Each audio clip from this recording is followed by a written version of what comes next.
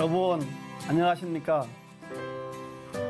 힐링 토크 회복 플러스의 하근수 목사입니다. 안녕하세요, 이지입니다. 이지 씨, 네. 이런 말 들어봤죠? 결혼식엔 안 가도 네. 장례식엔 꼭 가라. 맞아요. 그런 말 들었죠? 예, 많이들 네. 말씀하시죠.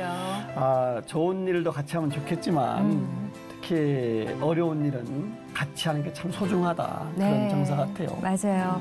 슬픔을 당한 유가족을 위로하는 의미도 있지만 그곳에 가서 또 나 자신을 되돌아보는 또 그런 곳이 장례식장이 아닐까 싶은데요. 사실 믿으시는 분들은 소천하면 천국 환송 예배를 드린다고 저희가 얘기를 하잖아요. 근데 그 단어 하나 차이로 유족 입장에서는 얼마나 큰 위로와 소망이 되는지 모르겠습니다. 정말 그 말 한마디가 그 어떻게 하는가에 따라서 달라지잖아요. 맞아요. 이런 분 계시더라고요. 돌아가시기 전에 미리 이렇게 유언같이 말씀 남기시는 거예요.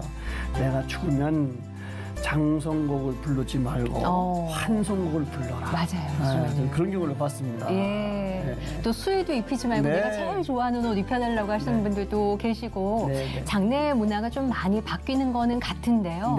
그럼에도 불구하고 장례 문화가 특히 기독교 장례 문화는 이렇게 해서는 안 된다 말씀하시면서 실제로 그 문화를 펼치고 계시는 분이 계셔서 저희가 오늘 귀하게 모셔봤습니다.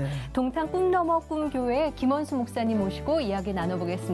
어서 오십시오. 어서 오세요. 안녕하세요. 반갑습니다. 예, 감사합니다. 영광입니다. 바른 장례 문화를 위한 열정. 꿈너머 꿈교회 김원수 목사. 기독교 장례 문화 운동을 위해 장례 용어와 용품을 개발하고 기독교적 장례 지도사인 천국 환성 지도사를 양성하는 등 하나님의 꿈을 꾸고 있는 김원수 목사.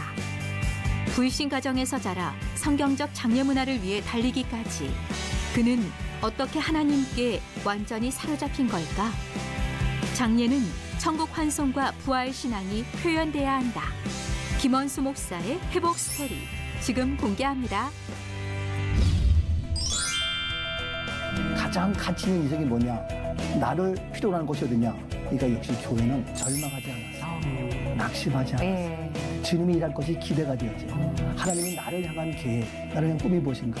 그걸 하면 저는 내가 가시밭길을 할지라도 복음의 메시지, 성경을 가리키는 것이 신학교인데 이 교단에서 신학교에서 이 교육이 부활 실천 신앙은 반드시 필수 과목으로 반드시 들어가서 교육이 되어져야 된다.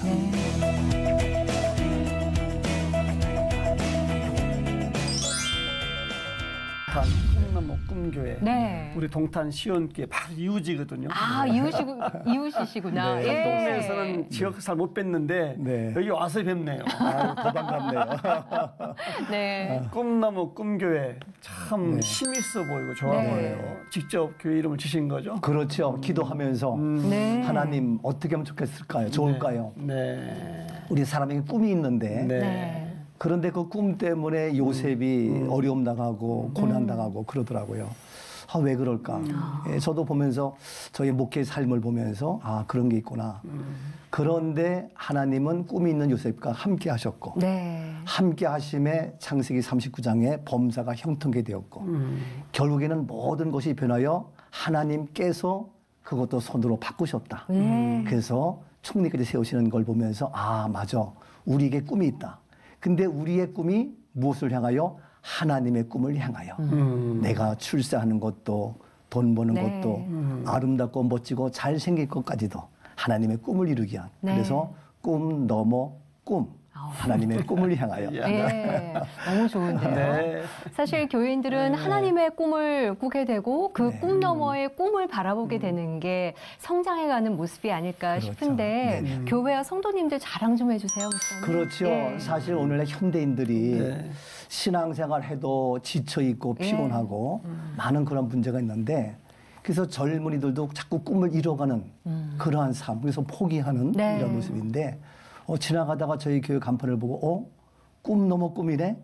그래서 혹시 찾아오는 분도 계시고 그래서 제가 얘기하고 또 함께 복음의 말씀으로 소망의 하나님께서 소망을 주시고 우리에게 가지고 있는 그 꿈을 다시 한번 회복해 하셔서 놀라운 역사 이루면서 행복해 하고 그래서 제가 교인들로 하여금 그 고백을 하게 하니까 너무 감사해서 제가 나는 행복한 목사다. 왜냐하면 저를 만나서 꿈이 회복되어지고 새로운 삶의 용기를 갖게 돼서 그래서 나 행복이라는 책을 제가 쓰기도 하고 너무너무 감사하죠. 그래서 참 목회가 보람 있고 가치 있고 의미 있구나. 한 영혼을 살려서 인생의 가치 있는 삶을 바꾸는 꿈의 사람으로 바뀌어져서 하나님의 역사를 이루어가는 믿음의 한 동역자로 너무 감사하죠. 간증거리야 수없이 많죠. 네. 그러실 것 같아요. 그러면요. 교회 뭐 직접 개척하신 거죠, 목사님? 그렇죠.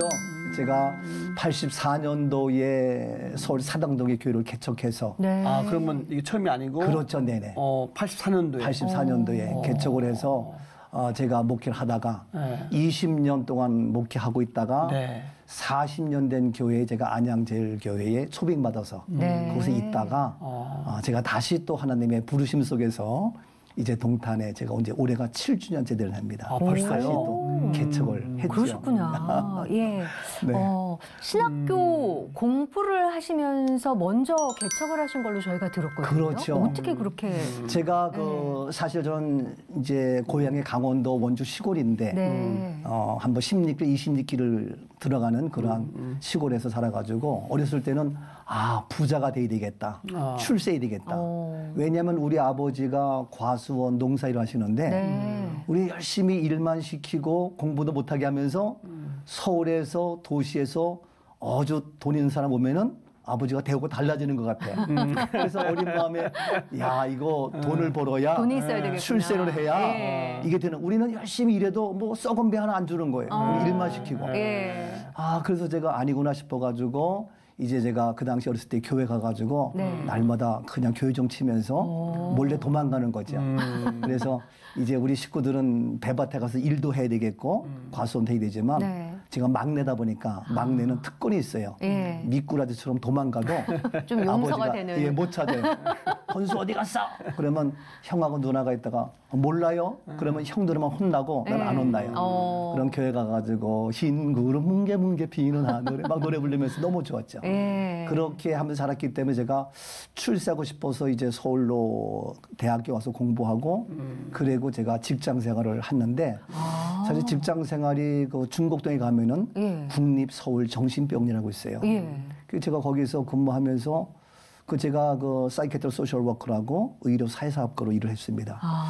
근데 거기서 환자들이 보면은 주로 종교 중에서 참 죄송하지만 기독교인이 제일 많아요. 기독교, 유교, 불교, 천주교 중에서. 그래서 제가 화가 나는 거예요. 아니 기독교면 내 안에 생명의 말씀이 있으면 질병도 떠나고 우울증도 떠나야 되는데 오히려 더 많이 있고 심지어는 목사님도 계시고 사모님도 계시고 한평생 목회하시다가 또 은퇴하신 그런 분들도 계시고 그래서 왜 그런가 봤더니 교회가 너무 교회 성장 위주로만 간 거예요. 그러다 보니까 많은 분들이 상처도 있고 그런데 또 재발이 되는 거예요. 왜냐하면은 그 조기 발견, 조기 치료가 돼야 되는데 교회에서 조기 발견을 못 해요. 왜냐면 거기다가 상식이 없으니까. 조기 치료 하지를 못해요. 그러니까 자꾸 재발되어지고. 그러다 보니까 참 심각해서 한국 교회의 현황이 이게 참 문제가 있구나. 그래서 제가 여기서 직장 생활 저는 뭐 잘 먹고 잘 살 수 있겠지만 제가 70, 80 인생 끝날 때에 나의 삶이 참 주님 앞에 부끄럽겠다. 가장 가치 있는 인생이 뭐냐? 나를 필요로 하는 것이 어디냐? 그러니까 역시 교회는 어렸을 때부터 어른까지 전 연령층이 다 있다 보니까 여기서 미리 예방하고 미리 치료하고 미리 뭐 해야 되겠다. 그래서 제가 너무너무 목회를 하고 싶은 거예요. 그래서 무조건 교회를 개척하고 신학교도 안 가고. 그렇죠. 그러니까 서리 전도사로 무조건 그냥 교회를 개척해놓고 그리고 나서 제가 이제 1월 달에 다시 대학원을 공부를 했죠. 그러니까 자격도 없이 교회 개척해서 뭐 개척하랴 뭐 공부하랴 또 애들 그 3살짜리 딸 또 만삭이 된 상태에서 개척을 했거든요. 그러면 결혼하시고 애가 그렇죠. 직장생활 하셨으니까 가정을 꾸리신 상태셨군요. 그럼요. 네네. 그러니까 뭐 정신없이 했지만 거기에 은혜가 많고 간증이 많죠. 목사님 그렇다고 쳐요. 교회 개척이라는 게 이게 보통 일이 아니잖아요. 근데 그 목사님 결단했지만 사모님 가족들을 어떻게 그걸 따라오셨는지 모르겠네요. 그렇죠. 사실 우리 집안은 이제 저로 말미암아 우리 식구들 다 예수를 믿었기 때문에 제가 목회한다니까 형님들이 모두가 다 반대하는 거예요. 왜 그 고생길을 하느냐. 좋은 직장 버리고. 예. 그렇죠. 예? 그러는 거예요. 근데 우리 집안에서 딱 한 분만 저를 지지했어요. 누구였을까요? 저희 엄마예요. 어머님께서. 엄마는 우리 막내 하고 싶으면 해야지. 막내는 할 수 있어. 하는 우리 엄마 최고야. 그래서 엄마는 지졌는데 제 아내는 사실은 혼자 예수 믿었거든요. 그래서 장인 장모님 찾아갔죠. 왜? 귀한 딸 공부시켜서. 그렇죠. 사실 그 당시에 제 아내가 이제 불문학 대학 교수였거든요. 그래서 공부시켜서 그럴까지 했는데 이거 왜 그러나 싶어서 오해할까봐 찾아뵈서 인사들 말씀드렸더니 아니 목사도 좋은 건데 더 이렇게 또 직장도 좋은 건데 더 좋은 목사 이게 좋은 거 아니냐 잘 모르시니까 좋다 이래가지고 오히려 모르셨기 때문에 모르시니까 오케이 한 거예요. 그리고 제 아내는 뭐 이런 얘기 뭐지만 제가 하고 싶다니까 그럼 여보 합시다. 처음부터 제가 목회한다 했으면 저한테 시집 안 왔을 거예요. 근데 직장생활을 하니까 했는데 같이 교회에서 교사로 봉사하고 학생들 청년들 가르치다 보니까 거기서 신앙의 색채가 맞으면서 가장 가치 있는 일이구나 그걸 깨닫고 제 아내도 해요. 그래서 갑시다. 사모님 멋있으시네. 그러니까요. 그러면 그때가 결혼한 몇 년 차셨던 거예요? 결혼한 지 한 4년 됐죠. 4년 차 되셨을 때 큰 변화가 일어난 거예요? 그렇죠. 그럼 자녀분들은 아직 그때는 어렸겠어요? 그때 3살, 4살, 1살 그랬죠. 셋이세요? 아니요. 그러니까 3살짜리 딸이 있었고 그다음에 그 밑에 막내 아들 이제 만삭이 된 상태에서 개척해가지고 개척한 지 한 달 후에 걔가 태어났으니까 한 살이죠.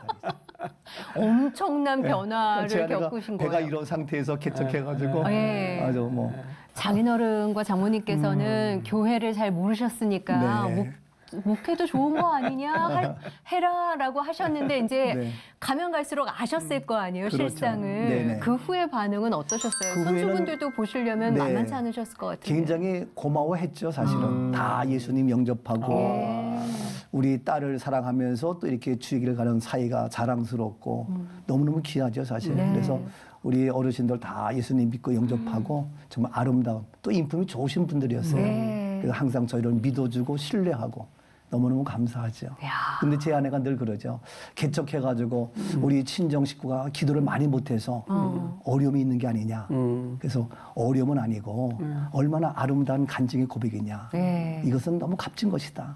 아이들 먹일 수 없어서 먹을 것이 없고 야구르트 없으면은 여보 야구르트 먹이면 좋은데 우리는 없을까? 그러면 그 얘기하면은 그 다음날 야쿠르트 2개가 딱 와 있는 거예요. 그래서 그럴 줄 알았으면 우리 4 식구 먹을 거 얘기했으면 4개가 왔을 텐데 우리 2 아이한테 2개 오고. 근데 그러한 하나님의 역사심이 많죠. 너무너무 놀랍죠. 다 있는 상태에서 시작하신 게 아니고 그냥 개척부터 하셨기 때문에. 아무도 없이 단 둘이 어린아이와 같이 단 둘이. 그래서 창립에 드릴 때는 그래도 교회 본당에 많은 분들이 오셔서 축하져가지고 그래도 한 50명, 100명 채웠는데 그 다음 주는 말 그대로 개미 한 마리 없죠. 그렇지만 저는 늘 그 가운데서 이곳에 주님이 함께 하시니까 나는 감사해서 제가 늘 고백했죠. 괴로울 때 주님의 얼굴 보라 위로의 주님 이거 했죠. 그러면 살아면서 우리 딸이 이제 4살, 5살 되면서 걔는 늘 피아노 위에 앉아서 피아노 치죠. 그래서 피아노 치면서 하다 보니까 지금 피아니스트가 돼가지고 지금은 실용음악 교수로 같이 일을 하면서 아주 자랑스러운 간증의 고백이 되고 있죠. 그렇게 어떻게 보면 신학대학원을 가시기 전에 교회를 개척해놓고 이제 신대원을 가신 거잖아요. 그리고 나서 이제 개척을 하셨고 지금의 교회는 어떻게 해서 개척을 하신 거예요? 지금의 교회는 이제 제가 말씀한 대로 20년 사당을 해서 3년째 전도사 때에 땅을 사고 건축을 하고 뭐 참 좋았죠 사실. 또 열심히 했고 그리고 있다가 제가 20년 되는 해에 40년 된 일반 교회 제가 초빙을 받아서 그래서 제가 갔다가 거기서 교회가 막 성장하는데 역시 오랜 역사와 전통이 있는 교회다 보니까 보이지 않는 갈등도 있고 뭐 이런저런 문제가 있어서 야 이거는 저는 화목을 원하는데 이게 안 되겠다 싶어서 그렇다면 저는 떠나겠다. 이런 거 있어서 제가 많은 기도하다가 왜냐면 교인들 간의 갈등이 오고 기존 장로님 또 새로운 교인들 보이지 않는 그런 것들이 있어서 그래서 제가 그냥 떠나야 되겠다. 그래서 사실은 이런 얘기 뭐지만 단돈 100만 원 가지고 동탄에 28억 되는 건물을 무조건 계약을 했죠. 근데 계약도 없으니까 가계약이죠. 가계약. 왜냐면 28억이니까 그동안 몇백만 원, 몇천만 원 계약금을 걸어야 되는데. 보통은 10%인데. 그렇죠. 네. 그래서 가계약 100만 원 해놓고 그러고 이제 오니까 교인들이 어떻게 된 거냐. 그러니까 교인들이 이제 머물고 우리 따라와 봤어요. 한 150명 정도 따라와 보니까 이건 교회도 있지만 못 들어가고. 그러니까 이제 저희 집에서 예배 드렸죠, 주일마다. 근데 집 조그만 거 얻어서 동탄에서 하는데 신발이 더 많은 거예요. 왜냐면 신발은 2개고 사람은 하나고. 그래가지고 집에 가득 차서 그렇게 이제 고생을 하면서 기도하면서 하다 보니까 교회는 떨어지기 시작하고 안 오고. 그래도 저는 주님께서 예비된 또 교회는 믿음으로 하고 한 사람이 된다. 어떤 한 사람. 500명의 기적을 일으킨 한 소년, 물고기 2마리와 불이 또 5덩어리. 그 믿음 가지고 제가 했죠.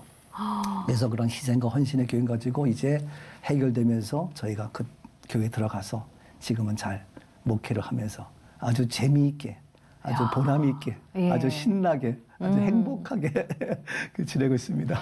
목사님은 그냥 주님의 일이었다 생각하시면 재는 거 생각하는 거 없이 그냥 가시는 것 같아요. 아멘입니다. 와, 멋지십니다. 주님이 일하죠. 그래서 제가 좋아하는 고백의 찬양이 있어요. 모든 시선을 주님께 드리고 살아계신 하나님을 느낄 때 내 삶은 주의 역사가 되고 하나님이 어떻게? 일하기 시작하네. 아멘.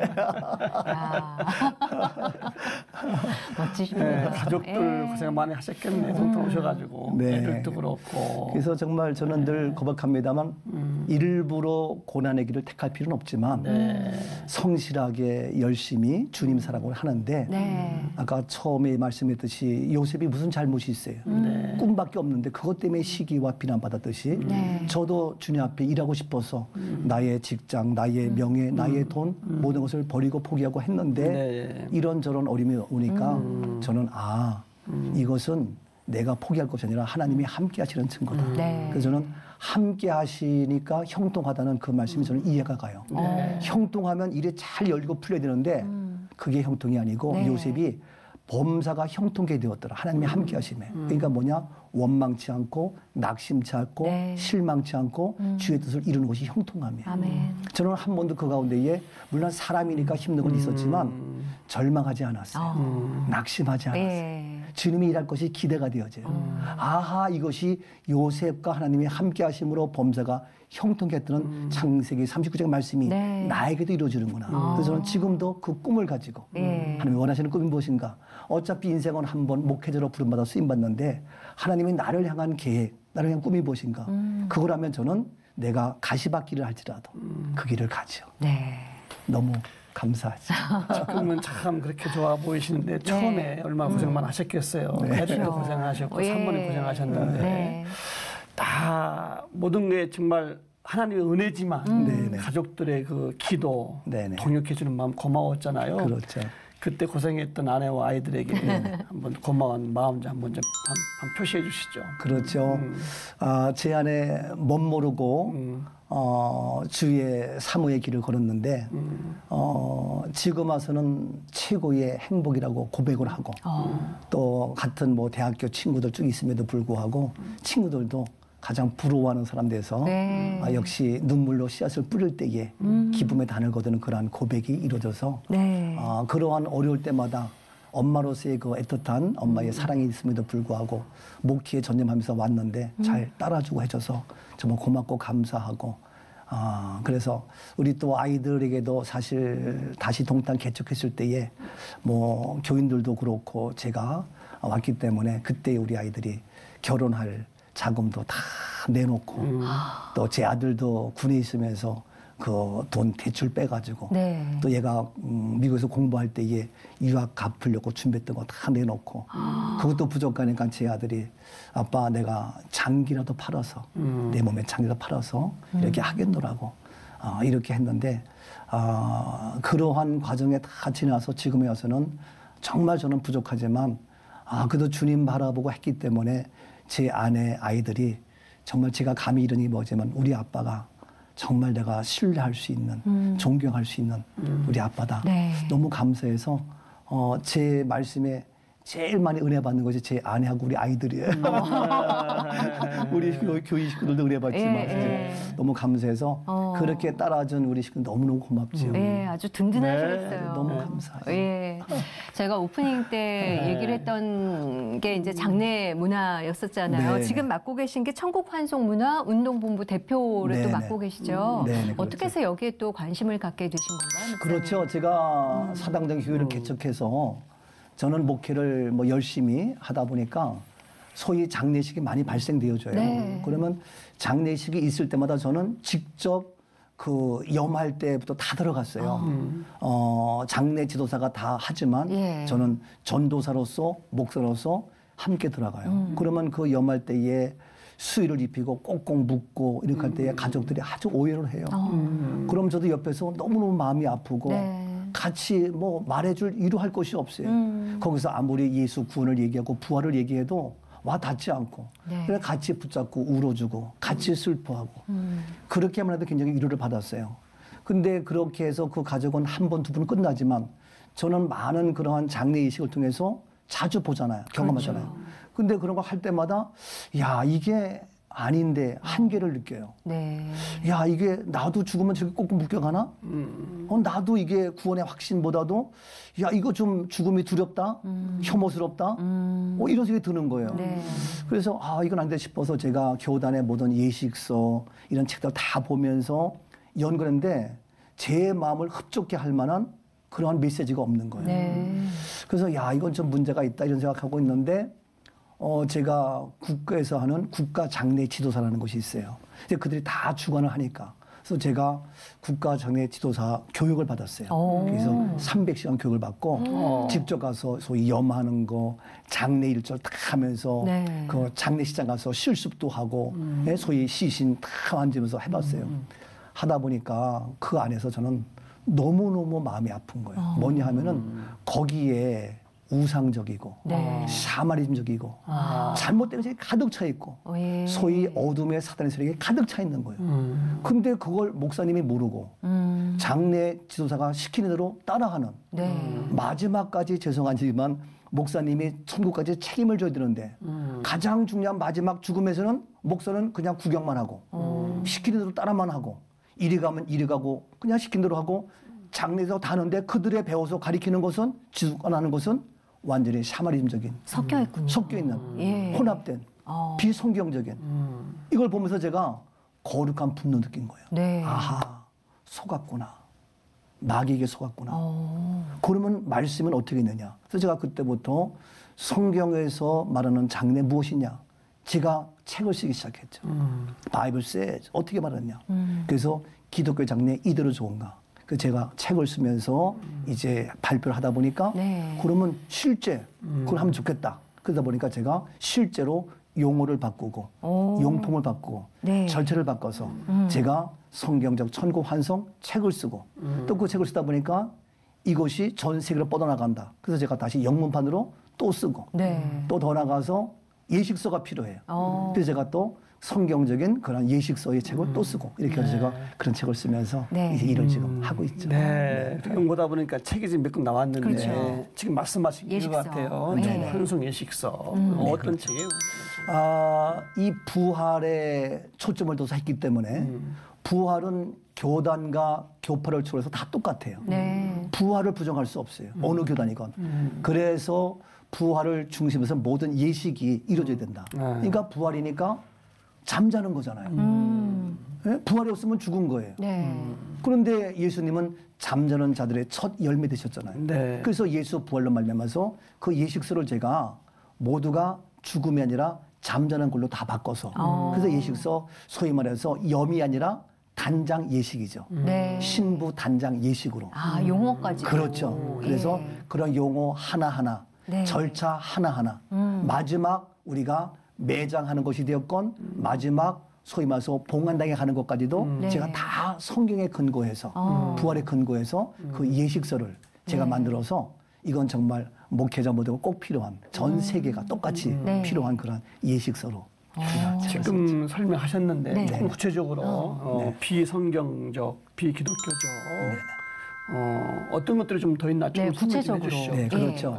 예를 든다면은 모두가 다 마지막은 고인이에요. 고인. 그래서 고 누구누구 목사, 고 누구누구 장로 집사 다 고예요. 또 어떤 분들은 고 어느 목사 밑줄기 추모 예배 다 고예요. 근데 안 믿는 사람은 똑같이 고예요. 고는 죽었다는 거예요. 없다는 거예요. 근데 우리 그리스도인은 달라요. 우리 그리스도인은 똑같지가 않아요. 빌립보서 3장 20절 말씀 보면은 우리의 시민권은 하늘에 있다. 우리는 뭡니까? 하늘 시민, 천국 시민이에요. 그래서 부산 살다가 부산에 없다고 죽은 게 아니에요. 서울 시민권이야. 그래서 이름이 올로 서울시의 이름이 올라가 있는 거예요. 더 나가서 서울에 있다가 없다고 죽은 것이 아니라 미국 시민권을 얻은 거예요. 미국 시민이에요. 그것처럼 우리가 이 땅에 없다고 죽은 것이 아니라 우리의 이름이 어디? 하늘나라 생명지에 기록된 거예요. 그래서 생명지에 기록되고 있다가 주님 오실 때에 나의 이름을 부르죠. 나팔 불 때 나의 이름, 나팔 불 때 나의 이름 불러서 우리가 다시 일어나는 거예요. 그래서 잠자는 거예요. 그래서 우리는 고가 아니라 하늘 시민, 천국 시민. 천국 시민이기 때문에 아까 처음에 죄송하지만 우리 유가족, 유가족은 아니죠. 천국 시민 가족이죠. 아, 그러네요. 그 단어부터도 잘못된 거네요. 그러니까 유가족 하면 괜히 벌써 그 말 때문에 분위기가 이상하잖아요. 대단히 죄송하지만 변소, 아우 더럽잖아요. 냄새 나잖아요. 맛있게 식사하는데 나 변소 갈게. 아우 구더기 보이잖아요. 근데 화장실 갔다 올게. 아무렇잖아요. 말은 굉장히 중요합니다. 기독교는 언어의 변화입니다. 말의 변화입니다. 그런데 장래 용어는 지금까지 그대로 5,000년 역사 유지되고 있어요. 속아서 그래요. 다 바뀌고 있는데. 그래서 장례식이 아니라 천국 환송 예식. 고인이 아니라 하늘 시민, 천국 시민. 그 다음에 입관 예배가 아니라 입관, 관에 들어가잖아요. 그럼 우리는 저 관에 들어가요. 아니 근데 히브리서 3장 4장 말씀 보면은 우리는 영원한 안식에 들어간다. 그래서 우리는 영원한 안식에서 안식 예배. 안식 예배. 예. 그 다음에 발인 예배가 아니라 환송 예배. 그 다음에 하관이 아니라 바로 뭡니까? 그 자리에서 부활해. 주님 오실 때에 그 자리에서 부활해. 새로운 몸으로 변화되어서. 그래서 부활 예배. 그래서 이런 모든 것 납골 땅도 아니라 납골이 아니라 봉안당이 아니라 계시록 21장 22장에 보면은 홀리 캐슬. 거룩한 성 예루살렘. 우리는 거룩한 성, 거기는 눈물도 고통도 아픔도 질병도 없는 그러한 12성곽이 있는 그런 거룩한 성에서 그걸 영어로 홀리 캐슬. 그래서 이런 것들을 모든 용어를 다 바꾸고 용품 다 바꿔서 완벽하게 마지막 홀리 캐슬까지 다 제가 토탈로 이루었고 실제로 행하고 있는 현실입니다. 근데 용어도 용어지만 용품들도 그렇게 좀 섞여 있는 게 많은가요? 어떻게 바꾸시는 거예요? 그렇죠. 그래서 이제 용품도 보통 하면은 수의를 입히잖아요.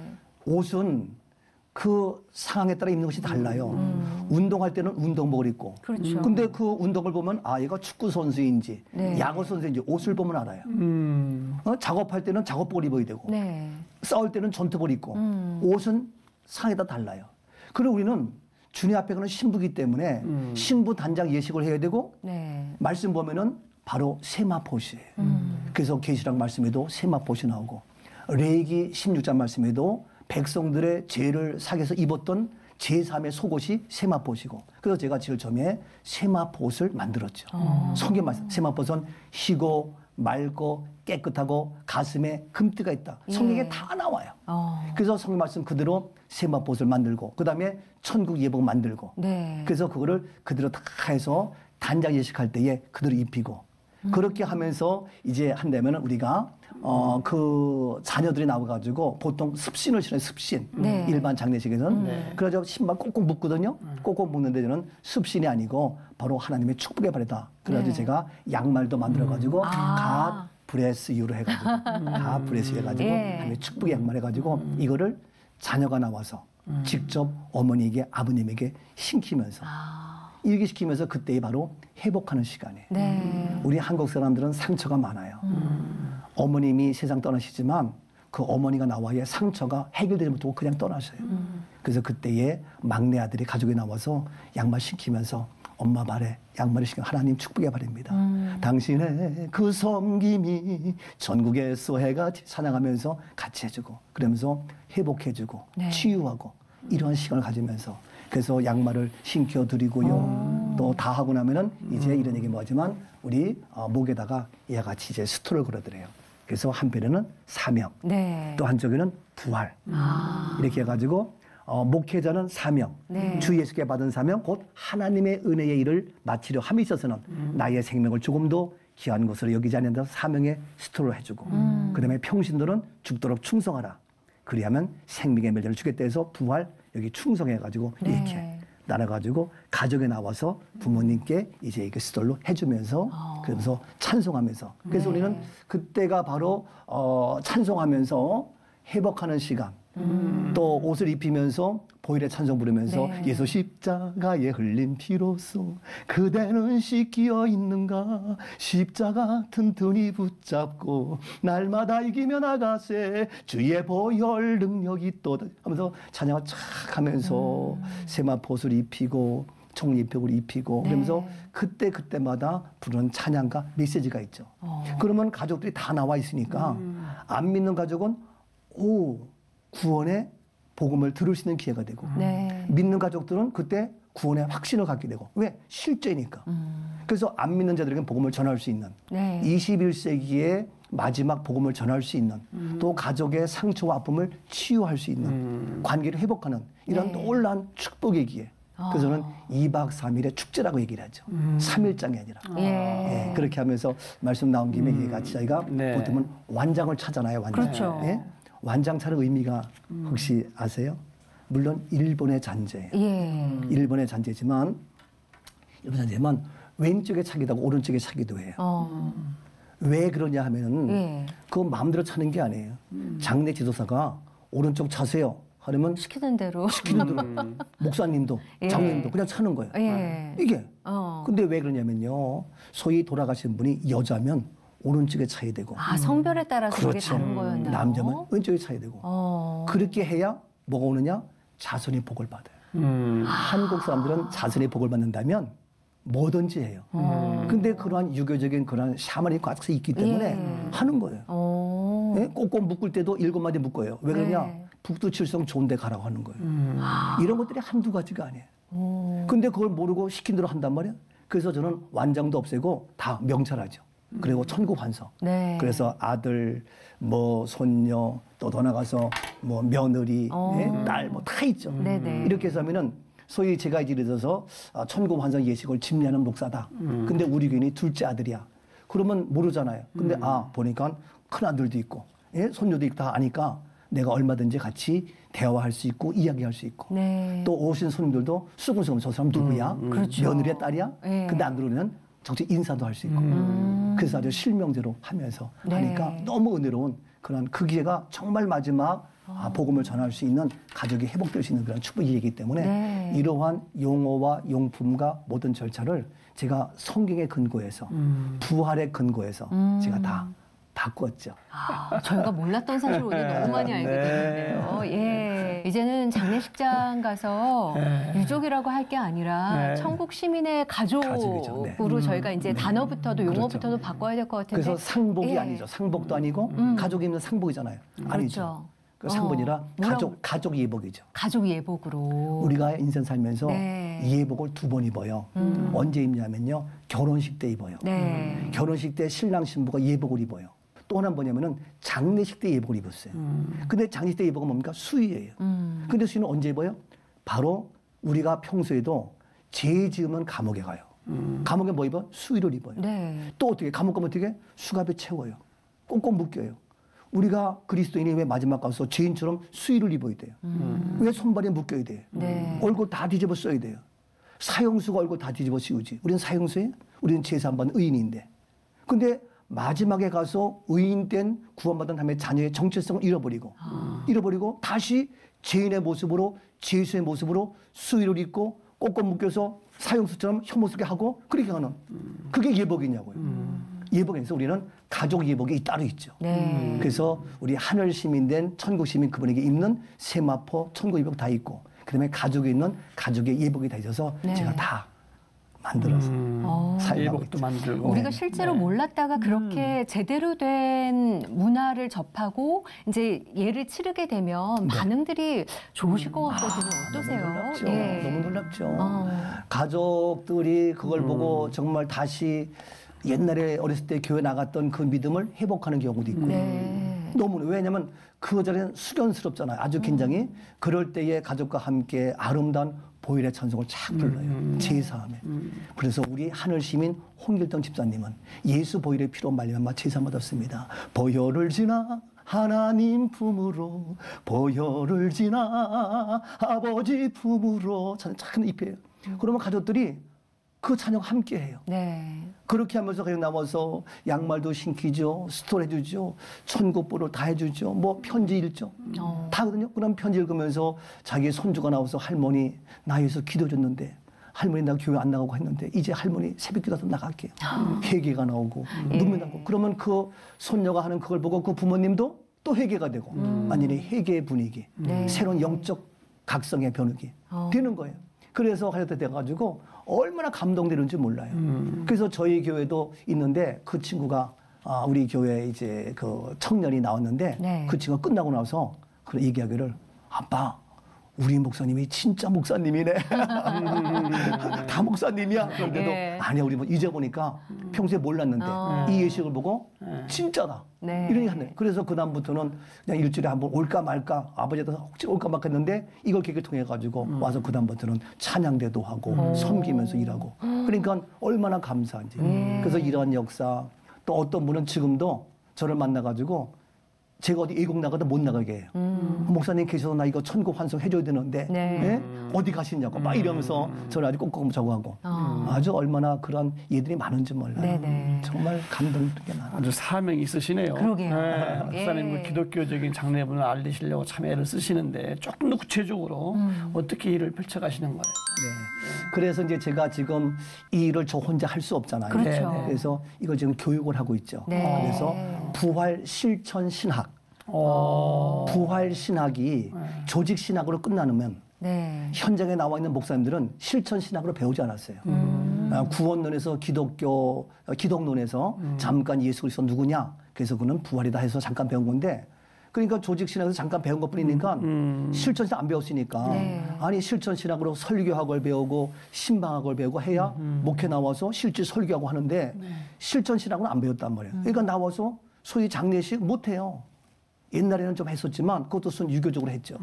그래서 제가 부활 실천 신학으로 이걸 공부해서 지금 1기, 2기 쭉 해가지고 지금 12기까지 공부를 했습니다.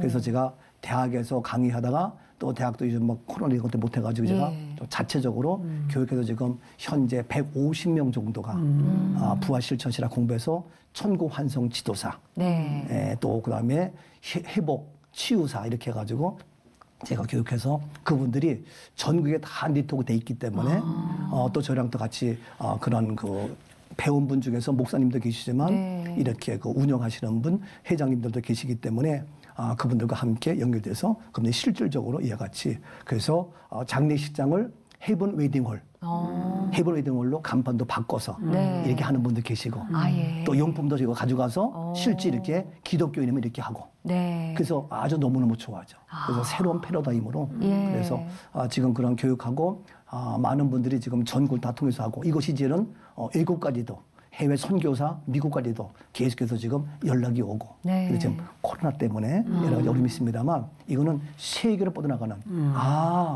교회가 분열되고 나뉘어지는데 하나가 될 수 있는 것이 바로 이거구나. 왜 이런 소위 장례식에서 가족들도 하나가 될 수 있잖아요. 근데 이것이 바로 예수 그리스도의 복음으로 예수 그리스도의 부활로 이 슬픔 앞에 슬플 것이 아니라 천국 소망을 가지면서 하나가 될 수 있는 그 다음에 전 세계도 교당 교파 다르지만 이 부활로 하나가 될 수 있는 만유의 주 하나가 되시는 이러한 놀라운 역사가 여기 있구나. 그래서 5,000년 역사 속에서 그토록 사탄막이 이걸 속여서 못 보게 했구나. 알지 못하게 했구나. 그러나 가장 연약한 저를 불러서 이 마지막 때 이 사역을 감당해 주셔서 너무너무 감사하죠. 근데 사실 요즘에 일반 사회 상조가 잘 돼서 그냥 상을 당하면은 다 해준단 말이죠. 그렇죠. 그러면 이제 그렇게 하지 말고 그렇죠. 목사님 말씀대로 교회에서 그걸 주관해서 그렇죠. 저희가 하는 것이 투해본 선교회입니다. 투해본 선교회. 선교회 있군요. 그럼요. 우리는 투해본 선교회가 소위 말해서 상조회사입니다. 근데 상조란 말 자체가 저는 싫어요. 왜? 용어 자체가 기분 나쁘게 하고 여러 가지 불편하기 때문에 그래서 저는 선교회입니다. 근데 투해본 천국으로 다 가요. 티오, 해본, 천국. 모든 그리스도는 결국에 투해본이에요. 그래서 투해본 선교회도 있기 때문에 저한테 연락 주시면 저희가 이러한 성경적인 용어, 용품, 예식, 절차를 완벽하게 마지막 선산이 있어서 가시는 분 가시지만 그렇지 않고 소위 납골당 봉헌당도 저는 얘기했습니다만 홀리캐슬, 홀리캐슬까지도 완벽히 다 구비되어 있습니다. 완벽하게. 그래서 모든 것들이 다 성경에서 이루어지고 있죠. 앞으로 하실 일이 더 많으실 것 같다는 생각이 들어요. 지금 뭐 전체적으로 다 어려울 때잖아요. 성도님들에게 특히 더 하시고 싶으신 이야기가 있지 않을까 싶은데 어떠신가요? 그렇죠. 뭐 우리 한국의 전 세계가 지금 특별히 이제 뭐 코로나로 인해서 많은 문제가 있고 어려움도 있고 있는데 사실 모두가 불안해하고 두려워하고 심지어는 막 어떤 따른 공포심도 느끼고 또 제가 잠깐 정신과에 있었기 때문에 많은 사람들이 불안, 염려, 걱정인데 이것이 뭐 2, 3일 지나다가 괜찮으면 괜찮지만 일주일, 2주일, 한 달 계속되면은 이게 우울증이 되고 정신질환이 되거든요. 많은 분들이 그런 공황장애 시작되고 있거든요. 그래서 이러한 상황에서 이걸 어떻게 해결할 것이냐. 근데 저는 늘 얘기하지만 현실은 현실로 받아들여라. 소위 말해서 죽음이 와도 죽음을 그대로 accept, 받아들여라. 근데 우리 기독교는 죽음이 아니고 잠자는 거니까 천국 시민이 되는 거니까 그걸 그대로 받아들여라. 근데 그 팩트를 모르니까 그리스도인인데도 불구하고 부활을 얘기하고 구원받았다 얘기하면서도 모르니까 죽음 앞에 두려워하고 또 지금 이 코로나 때문에 두려워하는데 저는 반드시 전화위복의 하나님, 소망의 하나님 이 노래 하나님이 계시기 때문에 저는 어떠한 상황이 와도 나 두려움 없네 두려움 없도다. 왜? 부활이 있으니까. 이 부활이 너무 놀라워요. 그렇기 때문에 우리가 있는 것을 받아들이면서 불안할 것이 아니라 여기서 하나님의 말씀의 능력이 내 안에 임하면 성령이 주시는 담대함으로 성령이 주시는 그 힘으로 넉넉히 이겨서 이 모든 것들이 무엇이 간증이 되죠. 놀라운 간증이 되죠. 그래서 저는 2020년도에 이 어려움도 간증이 되어지고 제가 또 개척하면서 왔던 그런 것도 하나의 간증이 되어지고 때가 이런 부활 실천 신앙 이것도 제가 어려움이 있어도 놀라운 간증이 되어지고 하나님께서 영광 받으시는 그날 on that day 그날 올 걸 기대하면서 정말 기대가 되죠. 그래서 뭐 늘 말하지만 두려워 말라. 하나님이 주시는 것은 두려운 마음이 아니고 능력과 담대함과 소망인데 얼마나 감사해. 그래서 부활의 말씀이 있으면 나 어느 곳에 있든지 늘 마음이 편하다. 말씀에 그 힘이 있으세요. 앞으로 목사님 하시는 일이 참 기대가 됩니다. 그죠? 기대돼요. 얼마나 또 큰 일을 또 해나가실까 기대하면서 기도 제목이나 뭐 계획 같은 거 뭐 있으십니까? 네, 그렇죠. 이게 많은 목사님들, 그리스도인들 죄송하지만 고정관념 이게 문제예요. 오랜 역사 속에서 고정관념이 있어가지고 그게 바뀌기 어려워요. 근데 고정관념 좋아요. 그러나 성경은 어떻게 얘기하거든요. 성경의 핵심은 예수 그리스도. 성경의 핵심은 복음. 복음의 핵심은 십자가와 부활. 그런 십자가인데 부활이 없으면 그 십자가는 죄송하지만 구원이 될 수 없어요. 십자가는 죽음으로 끝나는데. 근데 부활 때문에 십자가는 구원이 되고 능력이 되고 살리는 역사가 있는 거예요. 그래서 이 부활의 신앙으로 실제로 보여준 것이 바로 이것이 부활 실천 신학의 천국 환상 예식이다. 그래서 이것이 저는 신학교에서도 복음의 메시지 성경을 가리키는 것이 신학교인데 이 교단에서 신학교에서 이 교육이 부활 실천 신학은 반드시 필수 과목으로 반드시 들어가서 교육이 되어져야 된다.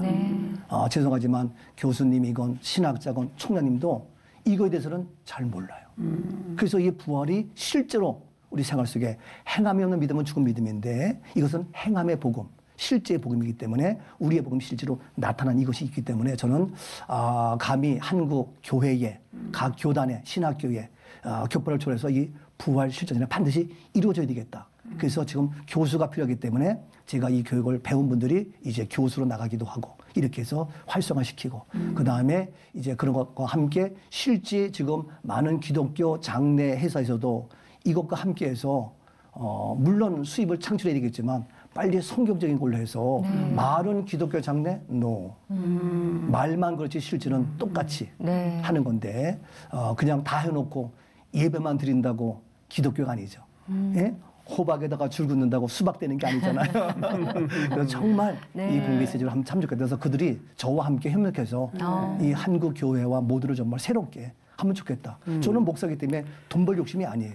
저는 이거를 제시하고 그러한 기존의 상조에서는 저와 함께 해서 수입도 창출하고 예? 이 일을 좀 더 멋있게 하면은 얼마나 좋겠는가. 이런 생각을 가져보죠. 네. 기존에 해왔던 거니까 그냥 그렇게 진행하는 게 아니라 제대로 알고 제대로 천국 환송을 해야 되겠다라는 생각이 드네요. 오늘 이렇게 나와주셔서 귀한 말씀, 귀한 시간 나눠주셔서 너무 감사합니다, 목사님. 제가 너무 감사합니다. 영광입니다. 건강하십시오. 네, 승리하세요. 예, 감사합니다. 감사합니다.